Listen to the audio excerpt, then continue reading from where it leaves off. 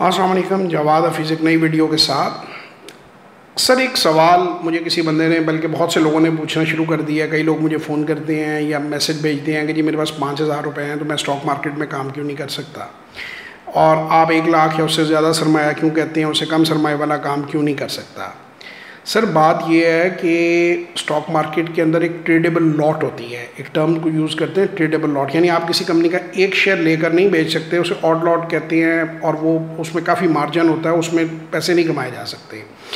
जब आप tradable lot ख़रीदते हैं तो जो 100 रुपये से नीचे का शेयर है, मतलब 99 रुपीज़ का जो शेयर है उसकी 500 की लॉट है, और 100 से जो ऊपर का शेयर है उसकी 100 की लॉट है, यानी कम से कम आपको 100 शेयर ख़रीदना पड़ता है। अगर फ़र्ज़ करें आप 90 रुपये का कोई शेयर ख़रीद रहे हैं और 500 शेयर ले रहे हैं तो 45,000 रुपीज़ आपके अकाउंट में होंगे तो आप वो शेयर ख़रीद पाएंगे। अब आप मुझे बताएं 5,000 या 7,000 या 8,000, ये कई ब्रोकरेज फर्म जो हैं वो लोगों के साथ मजाक करते हैं, या पता नहीं उनके क्या ऑब्जेक्टिव्स हैं, मैं उसमें नहीं जाना चाहता। जो लोगों को कह देते हैं जी 5,000 से अकाउंट खोल लें, 7,000 से अकाउंट खोल लें, तो मेरा अपना पर्सनल ये ख्याल है कि 1 लाख रुपए से नीचे आप अकाउंट ना खोलें। अगर बहुत ही ज़्यादा आपको है कि भाई ठीक है मैं कुछ अरसे में लाख कर लूँगा, महीना 15 दिन, तो आप फिर 50,000 60,000 से खोल लें। उससे नीचे कोई सेंस नहीं बनती अकाउंट खोलने की।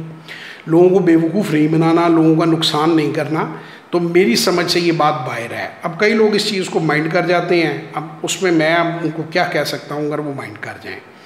तो यही चीज़ है कि मैं यही कहूँगा कि अगर 1 लाख रुपया आपके पास है, नहीं है, 2 दोस्तों के पास है, वो 50-50 हज़ार इकट्ठा कर लें। और अच्छा, अब उसके बाद फिर उसको एक और चीज़ को मिसअंडरस्टैंड कर लिया जाता है कि जी 1 लाख से अकाउंट खोलने का मतलब है कि 1 लाख से ही उसे रखना है। देखिए 1 लाख से आपने अकाउंट खोला, आपने समझा काम को, आपने 10 दिन देखा, महीना देखा, 2 महीने देखा, 3 महीने देखा, आपने ये देखा ये काम मेरे लिए है या नहीं है। अगर आपको लगे कि वो काम आपके लिए है, फिर उसमें आहिस्ता आहिस्ता आप सरमाया बढ़ाएंगे, तभी आप 4-5 कंपनियों के शेयर्स में ट्रेड कर पाएंगे। तभी आप, अगर इन्वेस्टमेंट आप कर रहे हैं तो 4-5 कंपनियां जो हैं वो आप उनको होल्ड कर पाएंगे। थोड़ी सी डाइवर्सिफिकेशन होगी। Never put all your eggs in one basket जो हम कहते हैं, वो 2-3 मुख्तलिफ सेक्टर्स को आप टच करेंगे, क्योंकि अगर आपके पास एक गोली वाला ही पिस्तौल होगा तो जितने भी पैसे हैं वो आपने एक ही कंपनी में डाल दिए हैं, और अगर खुदा न खास्ता कोई ऊँच नीच हो जाती है तो फिर आप को पास स्वाय उसमें लॉस बुक करने के या उसमें से एग्जिट करने के कोई चांस नहीं है। जबकि 4-5 कंपनियों में जब आप डाइवर्सिफिकेशन के साथ काम कर रहे हैं, सो जो लोग आहिस्ता आहिस्ता ग्रेजुअली पैसा रेज कर सकते हैं, उनको मेरा मशवरा ये है कि वो 2 लाख 4 लाख 5 लाख तक उसको कम से कम अपने कैपिटल को ले जाएं।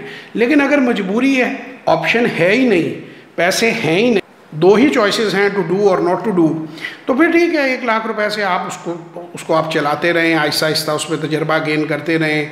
अगर आप ट्रेडिंग करना चाहते हैं, ट्रेडिंग ही सूटेबल है, थोड़े कम सरमाए से इन्वेस्टमेंट तो हो नहीं सकती, लेकिन अगर इन्वेस्टमेंट भी करना चाहे तो कोई डिविडेंड पेइंग स्टॉक लेकर आप अच्छी कीमत पर रख दें, और कुछ अरसे बाद अगर उसमें कोई आपको प्राइस अप्रिसिएशन भी मिले तो वो ले लें, नहीं तो डिविडेंड तो आपको मिलेगा ही।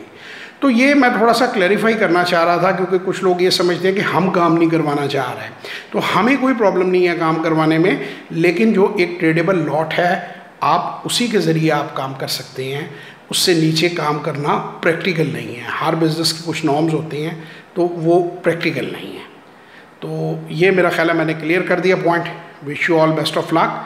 वीडियोज़ देखते रहें, सीखते रहें, शेयर करें, लाइक करें, सब्सक्राइब करें, और हर वो इंसान जिसके पास 1 लाख या उससे ज़्यादा की सेविंग है वो स्टॉक मार्केट में ज़रूर इन्वेस्ट करें। Thank you very much. खुदा हाफिज़।